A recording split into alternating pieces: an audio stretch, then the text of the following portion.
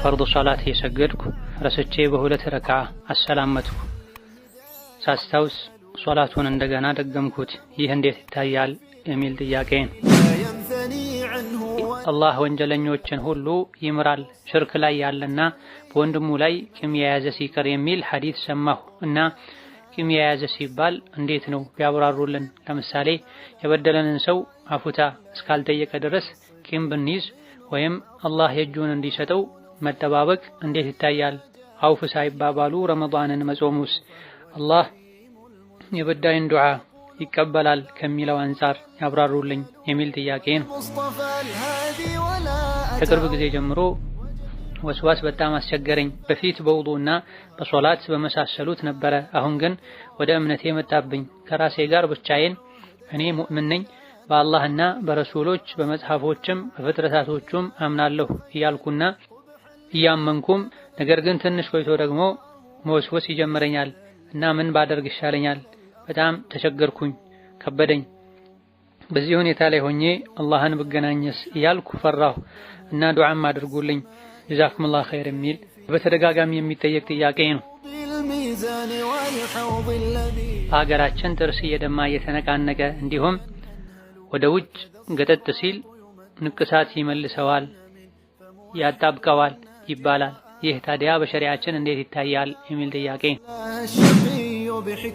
ባለቤቴ ራስ በሽታ አለበት፣ ሲነሳበት ራሱን አያውቅም ምንም ነገር እና ሶላት አንዳንድ ጊዜ ያልፈዋል። ከዛም ራሱን ሲያውቅ ሊሰግድ ሲፈልግ ውሃ ይጠላበታል።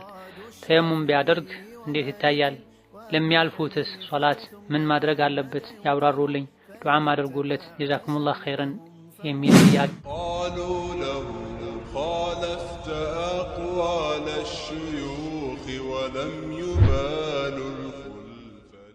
ሰላሙ አለይኩም ወረሕመቱላሂ ወበረካቱሁ። አልሐምዱሊላህ ወሰላቱ ወሰላሙ ዐላ ኸይሪ ኸልቂላህ ሙሐመድ ብን ዐብድላህ ወዐላ አሊሂ ወአስሐቢሂ ወመን ዋላህ። አማ በዕድ። ዛሬ ከምናያቸው ጥያቄዎች የመጀመሪያው ፈርድ ሶላት የሰገድኩ ረስቼ በሁለት ረክዓ አሰላመትኩ። ሳስታውስ ሶላቱን እንደገና ደገምኩት። ይህ እንዴት ይታያል የሚል ጥያቄ ነው። ማንኛውም ሙስሊም መሰረታዊ የሚባሉ የዲን ህግጋትን አርካነል ኢማን አርካነል እስላምን በሚገባ ሊያውቅ ይገባዋል። ሶላት መስገዱ ብቻ ሳይሆን አሰጋገዱም ጭምር መታወቅ አለበት። ነቢዩ አለይሂ ሰላቱ ወሰላም እኔ ስሰግድ እንዳያችሁት ስገዱ ብለዋል። መስፈርቱን ያላሟላ አሰጋገድ የሚሰግድን ሰው ባዩ ጊዜም ሂድ ስገድ አልሰገድክም እያሉ ሶስቴ አመላልሰዋል። እስላም ውስጥ 20፣ 30፣ 40፣ 50 ዓመት እየኖሩ አንድ ሶላት እንኳ አስተካክሎ የማይሰግዱ ብዙ ሰዎች አሉ። ከደጋ ቀደምቶች መሃል አሰጋገዱ የተበላሸን ሰው ባዩ ጊዜ በዚህ መልኩ እየሰገድክ ብትሞት የጀሃነም እሳት ትገባ ነበር ያሉም ተገኝተዋል። ስለዚህ መስገዳችንን መጾማችንን ብቻ ሳይሆን ማየት ያለብን እንዴት ነው የምጾመው፣ እንዴት ነው የምሰግደው ልንል ይገባናል፣ ልንማር ይገባናል። ነቢ ሚንበር ላይ ወጥተው አሰግደዋል አለይሂ ሰላቱ ወሰላም። ይሄን ያደረኩት አሰጋገድን ከኔ ትማሩ ዘንድ ነው ብለዋል። ይህ እንዳለ ሆኖ መርሳት የሰው ልጅ ተፈጥሯዊ ባህሪ ነው። ሶላትም ላይ ይሁን ሌሎች ነገሮች ላይ መርሳት መሳሳት ሊፈጠር ይችላል። ሶላት ላይ ስንረሳ ስንጨምር ስንቀንስ እንዴት ነው ማድረግ ያለብን? ህግ ተቀምጧል።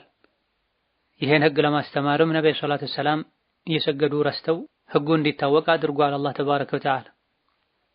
ቁጭ ብሎ ተህያቱ መቅራት ያለባቸው ቦታ ላይ ተነስተው ቆመዋል ነብዩ ሰለላሁ ዐለይሂ ወሰለም። አራት መስገድ ያለባቸው ሁለት ሰግደው ብቻ አሰላምተዋል። ምን አደረጉ? ሐዲስ ላይ ተቀምጧል። ባለ አራት ረካውን ሶላት በሁለት ሲያጠናቅቁ ሱሐቦች ፈርተው ረስተው ነው ወይስ ዛሬ ሶላት ተሳጥር ብሎ አላህ አዟቸው ነው ብለው ለመጠየቅ ፈርተው ሳለ ከሱሐቦች መሃል አንዱ ያ ረሱላህ ረስተው ነው ወይስ ዛሬ ሶላቱ ወደ ሁለት ይቀነስ ተብሎ ነው አላህ ፈቅዶ ነው አዞ ነው ብሎ ሲጠይቃቸው አላህ መሳጥር አላለኝም እኔ ማረሳሁም አሉ። መርሳታቸውንም ማጉደላቸውንም ልብ አላሉም። እንግዲያውስ አጉደለሃል ሁለት ብቻ ነው የሰገድከው ሲላቸው ሌሎች ሱሐቦችን ዞር ብለው ትክክል ነው እሱ እንደሚለው ነው እንዴ ብለው ጠይቀው አዎን ሲሏቸው ወዲያው ወደ ቂብላ ዞረው 2 ረካ ሶላት ጨምረው ስጁድ ሰህው አድርገው ሶላታቸውን አጠናቀዋል። ስለዚህ 1 ረካም ይሁን 2 ረካ ያጎደለ ሰው ውዱን እስካልፈታ ድረስ ጊዜው በጣም እስካራቀ ድረስ በመሃል ያለው ጊዜ በጣም እስካራቀ እስካልሰፋ ድረስ ወደ ቂብላ ዞሮ ያጎደለውን ያክል ጨምሮ ስጁድ ሰህው በማድረግ ሶላቱን ማጠናቀቅ ነው። ይሄን ያላደረገ ሰው ኋላ ላይ ሙሉ ሶላቱን ቀዷ ካወጣ ሶላቱ ትክክል ነው። ሙሉውን ቀዷ ማውጣት ሙሉውን እንደገና መስገድ አይጠበቅብንም። የጎደለውን ብቻ ጨምሮ ስጁድ ሰህው ማድረግ ነው። ሌላኛው ጥያቄ አላህ ወንጀለኞችን ሁሉ ይምራል ሽርክ ላይ ያለና በወንድሙ ላይ ቂም የያዘ ሲቀር የሚል ሐዲስ ሰማሁ እና ቂም የያዘ ሲባል እንዴት ነው ቢያብራሩልን። ለምሳሌ የበደለንን ሰው አፉታ እስካልጠየቀ ድረስ ቂም ብንይዝ ወይም አላህ የእጁን እንዲሰጠው መጠባበቅ እንዴት ይታያል? አውፍ ሳይባባሉ ረመዳንን መጾሙስ አላህ የበዳይን ዱዓ ይቀበላል ከሚለው አንፃር ያብራሩልኝ የሚል ጥያቄ ነው። ይቅር ማለት አፍ ማለት ተወዳጅ ነው። አላህ ተባረከ ወተዓላ ይቅር እንድንል ገፋፍቶናል። ሰዎችን ይቅር የሚሉትን አወድሷል። አላህ አፍ እንዲላችሁ ከፈለጋችሁ አፍ በሉ ይቅር በሉ ተብለናል። በዲን ጉዳይ በአላህ ሐቅ ካልሆነ በስተቀር በዱንያዊ በግል ጉዳይ ሙስሊም ወንድምን እህትን ከሶስት ቀን በላይ ማኩረፍ መዝጋት የተከለከለ ነው። አይ ብሎ ይሄን ያደረገ ሰው በየሳምንቱ ስራዎች ወደ አላህ በሚቀርቡበት ጊዜ እነዚህ የተጣሉትን እስኪታረቁ ድረስ ስራቸውን አቆዩት የነሱ አይታየላቸውም ይባላል ተብሏል። ረመዳን ሲመጣም ይሁን ሌላ ጊዜ ላይ ውስጥን ንጹህ ማድረግ አፍ መባባል መልካም ነው። ሆኖም ከወንድሙ ጋር ተቀያይሞ የጾመ ሰው የጾሙን ግዴታ እንደተወጣ ይቆጠርለታል። ነገር ግን የጾምም ይሁን የሌሎችን ዒባዳዎችን ምንዳ የሚያገኘው ስራው የሚታየለት ከወንድሙ ጋር ያለውን ቅራኔ ሲያስወግድ። አላህ ሁሉንም ይመራል የሚያጋራና ቂም የያዘ ሲቀር የሚለውን ሐዲስ በተመለከተ ይህ ሐዲስ ትክክል ነው ወይስ ضعيف የሚል የሐዲስ ሊቃውንት ዘንድ ኺላፍ አለ። የተወሰኑ ሊቃውንት አልባኒን ጨምሮ የተወሰኑ ሊቃውንት ሶሒህ ብለውታል። ሌሎችም ሐዲሶች አሉ አንዳንድ ወንጀሎችን ያነሱ ይሄን ያደረገ አላህ አይምረውም፣ ኸምርን ሆን ብሎ የሚጠጣ አላህ አይምረውም፣ ከወንድሙ ጋር የተጣላ ቂም የያዘ አላህ አይምረውም የሚሉ አሉ። አብዛኞቹ እነዚህ ሐዲሶች በመሰረቱ ضعፍ ሊን ያለባቸው ደካማ የሚባሉ ሐዲሶች ናቸው። ይህ ማለት መቃየም ቂም መያዝ ተጣልቶ ተኮራርፎ መኖር ችግር የለውም ማለት አይደለም። ሙስሊም ወንድምን ከሶስት ቀን በላይ ሊያኮርፍ አይገባም ብለው ነብይ ከልክለዋል። በጥቅሉ ወንጀል ነው።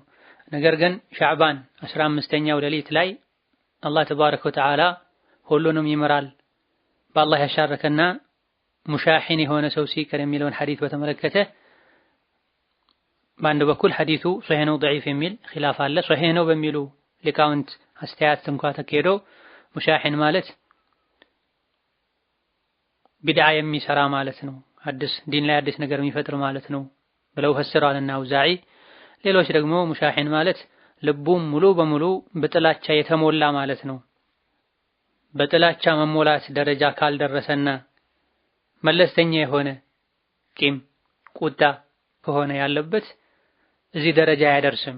ምህረትን የሚከለክለው ልብ ሙሉ በሙሉ በጥላቻ ሲሞላ በምቀኝነት ሲሞላ ነው።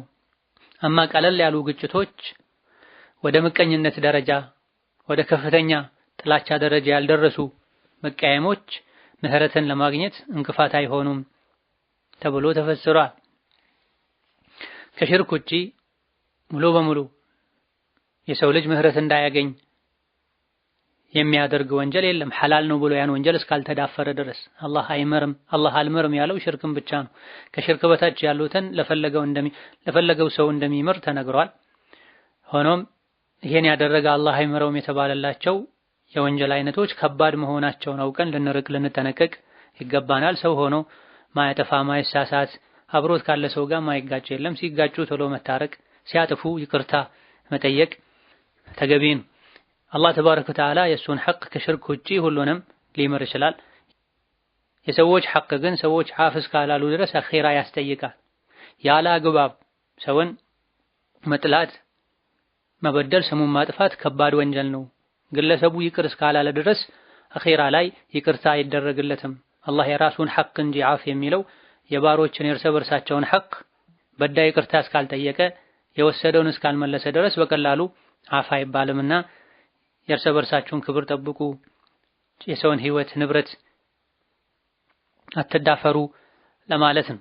የበደለንን ሰው ይቅር ለማለት አላህ እጁን እንዲሰጠው መጠበቅ እንዴት ይታያል የሚለው ይቅር ማለቱ በላጭ ነው። ካልሆነ ግን የተበደለ እኔ ሐቄን አላህ ዘንድ ነው ማገኘው ብሎ አልመረም ቢል እዚህ ዱንያ ላይ ሐቄን እስካገኝ ድረስ እታገላለሁ ቢል በመሰረቱ ችግር የለው። ነገር ግን ይቅር ማለቱ በላጭ ነው። ይቅር አልልም ሐቄ እስኪወጣ ድረስ ያለ ወሰን እስካላለፈ ድረስ በጥላቻ ተነሳስቶ የሌለበትን እስካለጠፈና ከሚፈቀድለት በላይ እስካልሄደ ድረስ ችግር የለውም። ነገር ግን በላጩን ትቷል ነው የሚባል። ሌላኛው ጥያቄ ከቅርብ ጊዜ ጀምሮ ወስዋስ በጣም አስቸገረኝ። በፊት በውዱእና በሶላት በመሳሰሉት ነበረ። አሁን ግን ወደ እምነቴ መጣብኝ። ከራሴ ጋር ብቻዬን እኔ ሙእምን ነኝ በአላህና በረሱሎች በመጽሐፎችም በፍጥረታቶቹም አምናለሁ እያልኩና እያመንኩም ነገር ግን ትንሽ ቆይቶ ደግሞ መወስወስ ይጀምረኛል እና ምን ባደርግ ይሻለኛል? በጣም ተቸገርኩኝ፣ ከበደኝ። በዚህ ሁኔታ ላይ ሆኜ አላህን ብገናኘስ እያልኩ ፈራሁ እና ዱዓም አድርጉልኝ ጀዛኩሙላህ ኸይር የሚል በተደጋጋሚ የሚጠየቅ ጥያቄ ነው። ከዚህ ቀደም ራሱን የቻለ ሙሐደራ ትምህርት ተሰጥቶበታል። ይሄን ፈልጎ ማድመጥን ባጭሩ ግን በዚህ ልክ ለኢማን መጨነቅ፣ መፍራት፣ መስጋት ራሱ ኢማን ነው። ሸይጣን የሚታገለውም ኢማን ያለውን ሰው ነው። ኢማን የሌለውን ሰው በቁጥጥሩ ስር ስላደረገ አይወሰውሰው። አይሁዶች ሶላት ላይ ሐሳባችን አይበታተንም አንወሰወስም ይላሉ ሲባሉ ከሰሐቦች መሃል አንዱ ሸይጣን ኦና ቤት ላይ ምን ያደርጋል በቁጥጥሩ ስር አድርጓቸው የለ እንዴ የሚል አይነት መልስ ሰጥተዋል። ስለዚህ ይሄ ግልጽ የሆነ ኢማን ነው። ከኢማን ከአላህ ሊያወጣ ነው እየታገለ ያለው። ቦታ አለመስጠት ሸይጣንን እሰይ ብሎ አሳፍሮ መመለስ ነው። እኔ እምነቴን አውቃለሁ፣ ጌታዬን አውቃለሁ፣ ዘርበል ካጠገቤ አዑዙ ቢላሂ ሚነ ሸይጣን ረጂም ማለት፣ ወደ ግራ ትፍትፍ ማለት፣ ቁል ሁወ አላሁ አሐድን መቅራት። የሰው ልጅ አንድ ነገር አምኖ ፈልጎ እስካላደረገ በፍላጎቱ እስካልተናገረ ድረስ እንደማይጠየቅም በማወቅ ራስን ማረጋጋት ይቻላል። ነብዩ ሰለላሁ ዐለይሂ ወሰለም ኡመቶቼ ረስተው ተገደው ባደረጉት ነገር አላህ አይጠይቃቸውም፣ ነፍሳቸው በምታናግራቸውም አላህ አይጠይቃቸውም፣ ያን ነገር አውጥተው እስካልተናገሩት እስካልተገበሩት ድረስ ብላ። አላህ ተባረከ ወተዓላ የተረጋጋ ነፍስ የተሟላ ኢማን ለሁላችንም ያደለን፣ የሸይጣን በሮችን ይዘጋጋልን።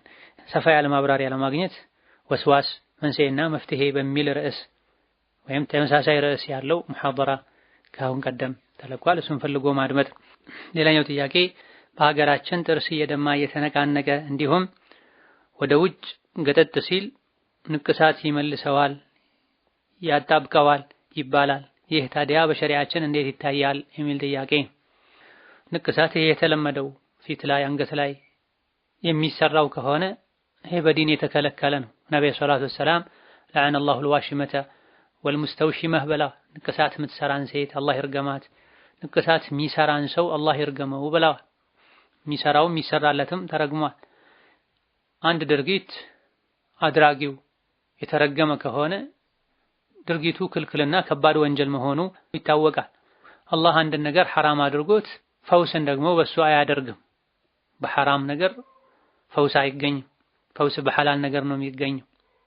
ጥርስ የሚነቃነቅበት የሚደማበት ምክንያት ምንድነው ብሎ የጤና ባለሙያ ማማከር። የሚነቃነቀው ጥርስ ሆኖ ሳለ ቆዳን መነቀስ ከጥርስ ጋር ምንድነው የሚያገናኘው? ምናልባት መድማቱ ከደም ዝውውር ጋር ችግር ካለው ዋግምት ማሰራት ነው። ዋግምት ሱና ነው፣ የተፈቀደ ነው፣ ነቢያዊ ሕክምና ነው። ንቅሳት ማሰራት የአላህን ቁጣ የአላህን እርግማን የሚያመጣ ነገር ውስጥ መግባት ነው። ማይገናኘውንም ማገናኘት። ሌላኛው ጥያቄ ባለቤቴ ራስ በሽታ አለበት፣ ሲነሳበት ራሱን አያውቅም ምንም ነገር እና ሶላት አንዳንድ ጊዜ ያልፈዋል። ከዛም ራሱን ሲያውቅ ሊሰግድ ሲፈልግ ውሃ ይጠላበታል። ተየሙም ቢያደርግ እንዴት ይታያል? ለሚያልፉትስ ሶላት ምን ማድረግ አለበት? ያብራሩልኝ፣ ዱዓም አድርጉለት ጀዛኩሙላህ ኸይረን የሚል ጥያቄ ነው። ነስአሉላህ የሽፊየሁ ወየሽፊየ መረዳና ወመርዳና ወመርዳል ሙስሊሚን። ውሃ በመጠቀሙ እንደሚጎዳ ህመም እንደሚያገረሽበት የማገገሚያ ጊዜው እንደሚራዘምበት ከተረጋገጠ ተየሙም ማድረጉ ምንም ችግር የለውም። ያለ ምርጫው ራሱን ስቶ ሶላት ያለፈው ሰው ቀዷ ማውጣት ይወጅብበታል አይወጅብበትም የሚለው ነጥብ ላይ በፊቅህ ሊቃውንት በእስላም ምሁራን መካከል ኺላፍ አለ። የሰው ልጅ እሱ ሰበብ ሳይሆን ራሱን ስቶ የሚያልፈውን ሶላት ያለፉት ሶላቶችን ቀዷ ማውጣት የለበትም። በዛ ጊዜ ኃላፊነት መሸከም ግዴታ መወጣት የሚችልበት አቅም ላይ ጤንነት ላይ አይደለምና ያለው ልክ እንደ የአእምሮ በሽተኛ እብድ ሶላትን ቀዷ አውጣ አይባልም የሚል አቋም ያላቸው አሉ። ራስን መሳት እንደ ግልጽ የአእምሮ በሽታ እብደት አይደለምና ያለፉት ሶላቶችን ሁሉ ቀዷ ማውጣት አለበት የሚል አቋም ያላቸው አሉ። በቀን በሶላቶች ገድበው ከእስከ ቀን ከሆነ የቆየው ይሄን ያክል ሶላት ከሆነ ያለበት ቀዷ ማውጣት ይጠበቅበታል። ከዛ በላይ ከሆነ ግን ቀዷ አይወጣም የሚል አቋም ያላቸውም አሉ። ከሷሐቦች ውስጥ ዐማር ረዲየላሁ ዐንሁ ወአርዳህ ለሶስት ቀን ራሳቸውን ስተው ሲነቁ ሰገድኩ እንዴ ብለው ጠይቀው አልሰገድክም ሲሏቸው ለሶስት ቀን አልሰገድክም ሲሏቸው ውዱእ አድርገው እንደሰገዱ ተነግሯል። ከሌሎችም ሷሐቦች ተመሳሳይ ዘገባዎች አሉና በላጩ ይሄ ነገር በጣም በየጊዜው የተደጋገመ በዛ ያሉ ሶላቶች ኖረው ይሄን ሁሉ ቀዷ ማውጣቱ መሸቃ ከፍተኛ ችግር ውስጥ እስካላስገባ ድረስ ሲነቃ ቀዷ ማውጣቱ የተሻለ ይሆናል። ሌላኛው ጥያቄ ወንድ ልጅ የዱንያን ትምህርት ሲማር ንያውን ኡማውን ለማገልገል የቤተሰብ ኃላፊነቱን ለመወጣት ብሎ መነየት ይችላል። ሴት ደግሞ የቤት ወጪ በእሷ ላይ ግዴታ ባለመሆኑ አላህ ዘንድ እንድትመነዳ በምን አይነት ንያ ብትማር ጥሩ ነው? እክትላጡ ያለ ደግሞ መማርና ስራ መስራት እንዴት ይታያል? የተማረች ሆና ደግሞ ስራ ካልሰራችና ጥቅም ላይ ካልዋለስ ተጠያቂ ትሆናለች? በጥቅሉ ደግሞ ሴት በእስልምና ኃላፊነቷ ልጆቿን መንከባከብ በመሆኑ ትምህርት እስከምን ድረስ ብትማር ጥሩ ነው? ጠቅላላ እውቀት እስኪኖራት ድረስ ወይስ እስከ ዩኒቨርሲቲ ደረጃ? አጠር ያለ ምክር ቢሰጡን ጀዛኩሙላህ ኸይር የሚል ጥያቄ ነው። የዱንያ ትምህርት መማር በመሰረቱ ሚነል ሙባሃት ነው፣ ሐላል ከሆኑ ነገሮች የሚመደብ ነው።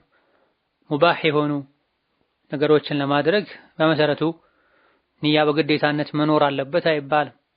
ለመብላት ለመተኛት ልክ እንደ ዒባዳ የግድ ንያ መኖር አለበት አይባልም። ስለዚህ መማርም ሙባህ ነው፣ ያለ ንያ አይሆንም አይባልም።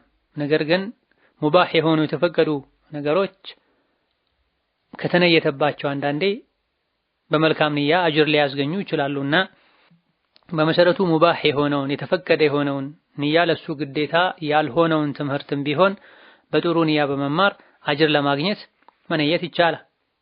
ይሄኔ ራስን የሰው ልጅን ሊጠቅሙ የሚችሉ ነገሮችን ላደርግበት ብሎ በመነየት በሚደረገው ሙባህ ነገር አጅር ማግኘት ይቻላል። በመሰረቱ ሴት ልጅ ቤት ልትሆን ይገባታል። ቁርአኑ ወቀርነ ፊ ቡዩቲኩነ ነው የሚለው። ሴቶች ሆይ ቤታችሁ ውስጥ እርጉ፣ ሶላታችሁን ስገዱ፣ አትገላለጡ፣ ከቤት ደጋግማችሁ አትውጡ፣ አላህና መልእክተኛውን ታዘዙ ኢላ አኺሪ ማ ذكر في الآية ነው የተባለችው። የምትወጣው ሐጃ ካላት ነው፣ ጉዳይ ካላት ነው። ሐላል የሆነ ግዴታ የሆነ ለሷ ወይም ለማህበር ለቤተሰቧ የሚጠቅሙ የሚያስፈልጉ ነገሮች ሲኖሩ የሸሪዓውን መስፈርት ጠብቃ መውጣት ትችላለች። በነቢይ በሰሃቦች ዘመን የነበሩ ሴቶች ያደርጉ እንደነበረው በመሰረቱ ቤት ነው የሚውሉት። አስገዳጅ ነገር አስፈላጊ ነገር ሲኖር ይወጣሉ። ነገር ግን ሲወጣ በመስፈርት መሆን አለበት። ሳትገላለጥ፣ ከወንድ ጋር ሳትቀላቀል፣ ሳትላፋ፣ ሽቶ ሳትቀባ፣ የጫማዋን ድምፅ ሳታሰማ፣ ንግግር ሳታለሰልስ መሆን አለበት። ባለችበት አካባቢ ባለችበት ጊዜ ያስፈልጋል የሚባልን የትምህርት አይነት መማር ትችላለች ያለ ወንጀል ሸሪዓን ሳትጥስ ራሷ ወንጀል ሳትሰራ ሌሎችም ወንጀል ላይ እንዲወድቁ ቀጥተኛ ሰበብ ሳትሆን በትክክል በተግባር የሚያስፈልጋትን ያክል ለራሷ ለልጆቿ ለህይወቷ የሚያስፈልጋትን ያክል ትምህርት መማር ትችላለች። እስከ ከፍተኛ የትምህርት ተቋም ድረስ መማር ለሷ ወይም ለቤተሰቧ ወይም ለማህበረሰብ አስፈላጊ ሆኖ ከተገኘ ሌሎች የዲን መስፈርቶች እስከተሟሉ ድረስ ቀደም ሲል የተብራሩት መማር ትችላለች። ከተማረች በኋላ ዲኗን በጠበቀ መልኩ ስራ መስራት ከቻለች ትሰራለች። ሙያውን ትምህርቱን ካገኘች በኋላ አስፈላጊ ሲሆን እጠቀምበታለሁ ብላ ቤቷን ልጆቿን መያዝም ትችላለች። አልፈልግም ብላ ብትተው ቤት ብትቀመጥም ተምረሻልና የግድ በተማርሽበት ሙያ መስራት አለብሽ ካልሆነ ወንጀለኛ ትሆኛለሽ ማለት አይቻል። የሴት ልጅ ትልቅ ስራዋ ቤት ሆና ልጆቿን ባሏን ጠብቃ ወንዶችን ማብቃት ነው። መልካም ልጆችን ማፍራት ነው። ሴት ልጅ ከቤት ወጣ ካልሸፈነችው በስተቀር በሌላ በማንኛውም አይነት ሰው ማይሸፈን ቀዳዳ ካለ መውጣቷም ተመሳሳይ አጅር ያስገኛል። ተመሳሳይ ኃላፊነት ነው። ትልቅ አጅር ያለው ነው። ለእስላም ለሙስሊሞች የሚጠቅም ነው ይባላል። በሌላ አካል ሊሸፈን የሚችልን ቀዳዳ ለመሸፈን ከቤት መውጣት የለባትም። መውጣት፣ መግባት፣ መመላለስ፣ መልፋት፣ መሳፈር የወንድ ስራን አላህ ተባረከ ወተዓላ አደምን ጀነት ውስጥ የፈለከውን ብላ ጀነት ውስጥ ርዝቅ ፍለጋ አትደክምም በፀሐይ አትቃጠልም ብሏቸው ሁለት አድርጎ ሐዋና አደም ሆይ ርዝቅ ፍለጋ አትደክሙም በፀሐይ አትቃጠሉም አይደለም ያለው። ውጭ ወጥቶ ርዝቅ መፈለግ መውጣት መውረድ መሳፈር የወንድ ግዴታ ነው። ወንድ በውጭ በኩል ያለውን የሸፈነ ያስተካከለ ሴት ቤት ውስጥ ያለውን ልሸፍን ልታስተካክል ይገባል። ሴቷ ምንም አስገዳጅ ነገር ሳይኖር ውጭ ወጥታ መዋሏ ከወንድ ጋር መመሳሰል ሴት ሆና ከወንድ የምትመሳሰል ወንድ ሆኖ ከሴት የሚመሳሰል አላህ ይርገመው ተብሏል ሐዲስ ላይ። ሴት ልጅ ውጭ ወጥታ ማህበረሰቧን ዲኗን ልትረዳበት ከምትችለው በላይ የምትሰራው ስራ ያለው ቤት ውስጥ ነው። ልጆቿን ንግግር መረዳት ከሚችሉበት እድሜ ጀምሮ ከ3 ከ4 ዓመት ጀምሮ ዲንን አኽላቅን ኃላፊነትን በማስተማር ባሏን ያለበትን ኃላፊነት በአግባቡ እንዲወጣ በማድረግ ሴት ልጆችን ለኃላፊነት ለራሳቸው ቤት እስኪበቁ ድረስ በደንብ አድርጋ ቀርጻ የራሳቸውን ህይወት መምራት ሲጀምሩም ልክ እንደ እናታቸው ልጆቻቸውን በአኽላቅ በኢማን የታነጹ እንዲሆኑ ማድረጓ ሌሎች ብዙ ሰዎች ወንዶች የማይችሉት ስራ ቤት ውስጥ መሰራውን ስራ መናቅ ሴትን ቀስ አድርጎ ከቤት ማውጣት ቤት ውስጥ ሆኜ ለእስላም ምንም አልሰራም ብላ እንድታስብ ማድረግ። ስለዚህ በዚህ ነጥብ ላይ ጠርዝ ላይ መሆን አይገባም። ሸሪዓውን በጠበቀ መልኩ እንደ አስፈላጊነቱ መደረግ ያለበትን ልታደርግ የምታደርገውን ነገር በሸሪዓ ልትመዝን ልታስመዝን ይገባታል። ሌላኛው ጥያቄ መንገድ ላይ ለምስኪን ተሰብስቦ የተሰበሰበ ልብስ አግኝቼ ወሰድኩኝ፣ ነገር ግን ጓደኛዬ ሐራም ነው አለችኝ፣ ምን ማድረግ አለብኝ የሚል ጥያቄ ነው። የተቀመጠው ለምስኪን ከሆነና ልብሱን ያነሳውም ሰው ምስኪን ከሆነ መውሰዱ ችግር የለው። የሚወስደው አካል ምስኪን ካልሆነ መውሰዱ አዎ የተከለከለ ነው፣ መመለስ አለበት። ራሱ ካለ ራሱን ካልሆነ ተመሳሳዩን ገዝቶ መተካት፣ ቦታ ወስዶ ማስቀመጥ ካልተቻለ በአቅራቢያ ያለ ምስኪን መስጠት። ሌላኛው ጥያቄ አባቴ በጣም ይበድለናል፣ ሲፈልግ ለፈለገው ይደረናል፣ ሲፈልገው ያፋታናል። አሁን ላይ እኔና እህቴ ውጭ ሀገር ነን፣ ትዳር መጥቶልን እናግባ ስንለው ከለከለን፣ በጣም ይሳደባል፣ ሁልጊዜም ልባችንን ይሰብረዋል፣ ገንዘብ ካላከን ጦርነት ይከፍታል። እኔ የአባቴን ድምጽ እስከ መጨረሻው መስማት አልፈልግም። በሸሪዓ ፍርድ ቤት ኒካህ አድርጌ አግብቼ መኖር ነው የምፈልገው። ይህን ማድረግ ይቻላልን? ያብራሩልኝ የሚል ጥያቄ። ይህን የሚያደርገው ወይም በጅህልና ባለማወቅ ሊሆን ይችላል፣ አሊያ ደግሞ በኢማን መድከም ምክንያት ሊሆን ይችላል። አላዋቂ ከሆነ የሚያውቅበትን ዲኑን የሚያውቅበትን መንገድ ማመላከት፣ እያወቀ ኢማኑ በመድከሙ ምክንያት ከሆነ መገሰጽ፣ አላህን ፍራ ማለት፣ በሌሎች ሰዎች ማስመከር ይጠበቅባቸዋል። በእርግጥ ወላጆችን እንደ ተራሱ አይደለም የምንመክረው። ምንጊዜም ምክር በጥበብ በእርጋታ በለዘብተኝነት መሆን አለበት። ለወላጆች ሲሆን ይበልጥ ትህትናና መተናነስ ያስፈልገዋል። ያ አበቲ ያ አበቲ ያ አበቲ ያሉ ነው ኢብራሂም አባታቸውን ሲመክሩ የነበረው ያውም ሙሽሪክ ከመሆኑ ጋር። አባቴ ሆይ የሸይጣን ወዳጅ እንዳትሆን እሳት እንዳትገባ እሰጋልሃለሁ፣ አባቴ ሆይ ሸይጣን እንዳታመልክ ሸይጣን እንዳትከተል እያሉ አባቴ ሆይ የሚለውን እየደጋገሙ መክረዋል። ይሄን ከማድረግ ጋር ዱዓ ማድረግ፣ በእሱ እድሜ ያለ ሰው እንዲመክረው ማድረግ። ባለንበት ጊዜ እውቀት በጣም በቀላሉ ሁሉም ጋር የሚደርስ ከመሆኑ አንፃር እሱ ጋር ያሉ ችግሮችን የሚያክሙ ትምህርቶችን አጠገቡ ሆኖ ማንበብ፣ ከፍቶ ማድመጥ፣ ማስደመጥ፣ ለሊት ተነስቶ ዱዓ ማድረግ መሰል የሆኑ አስባቦችን ማድረስ ነው። የአኽላቁ መበላሸት አኺራውን ሊያበላሽበት ይችላል። እናንተን መበደሉ አኺራ ነፍሱን እንዲበድል ያደርገዋል። በደል የቂያም ቀን ጨለማ ውስጥ ይከታል፣ አደጋ ውስጥ ይከታል ተብሏል። ዙልምን በደልን ተጠንቀቁ ብሏል ነብዩ ሰለላሁ ዐለይሂ ወሰለም። አባት ለልጆቹ ሊያዝን ልጆቹም ወላጆቻቸውን ሊያከብሩ ሊታዘዙ ይገባል። ሴት ልጅን ያለ ፈቃዷ መዳር አይገባም። እንከን የሌለበትን ለፍቺ ማይዳርግን ትዳር ማፍረስም የሸይጣን ስራ ነው፣ ትልቅ ወንጀል ነው። መሳደብም የሙስሊም ባህሪ አይደለም። ነብዩ ሰለላሁ ዐለይሂ ወሰለም ሙስሊም ተራጋሚ ተሳዳቢ አይደለም ብለዋል። የሆነ ሆኖ እሱ አጠፋ ተብሎ ጥፋት በጥፋት መካስ የለበትም። በአፉታ በይቅርታ በሰብር ነው መታለፍ ያለበት። አቻ የሆነ ባል መጥቶ አልደርም ማለት አይችልም። ምንም አይነት ሸሪዓዊ ተቀባይነት ያለው ምክንያት ሳይኖረው አልደርም ካለ ከሱ ውጪ ያሉ ኃላፊዎች ይደራሉ። ለአካለ መጠን የደረሰ ወንድም ካለ፣ የአባት አባቱ ካለ፣ የአባት ወንድሞቹ ካሉ፣ የወንድም ልጆች ካሉ እነሱ እንዲያስሩ ይደረጋል። እንዲህ አይነት እሱ የሚተካ ሰው ከሌለ ወይም ሁሉም ፈቃደኞች ካልሆኑ ይሄን በሸሪዓ ፍርድ ቤት ይታሰራል። ስለተጣሉ ብቻ ድምፁን መስማት አልፈልግም ብሎ ግን በደፈናው ፍርድ ቤት ሄዶ ማሰር አይቻልም። ያደረገውን ያድርግ፣ አባት ነው፣ ሐቅ አለው። በጥፋቱ አላህ ነው የሚጠይቀው እንጂ ልጆች ወላጆቻቸውን ወላጄ በደለኝ ብለው መበደል፣ መጥፎ ሆነብኝ ብለው ማኩረፍ አይችሉም። እስከ መጨረሻው መታገል መሞከር ያስፈልጋልና ያለፈው እንዳለ ሆኖ ትዳር መጥቶልኛል እስከማውቀው ድረስ ጥሩ ሰው ነው ዳረኝ ይባላል። እሺ ካለ አልሐምዱሊላህ ካላለ ሌሎች ያስራሉ። እነሱም ካላሰሩ ከሌሉ በሸሪዓ ፍርድ ቤት ይታሰራል። هذا والله تعالى أعلم። ለዛሬ በዚህ እናበቃለን። ሰላም አለይኩም ወራህመቱላሂ ወበረካቱ።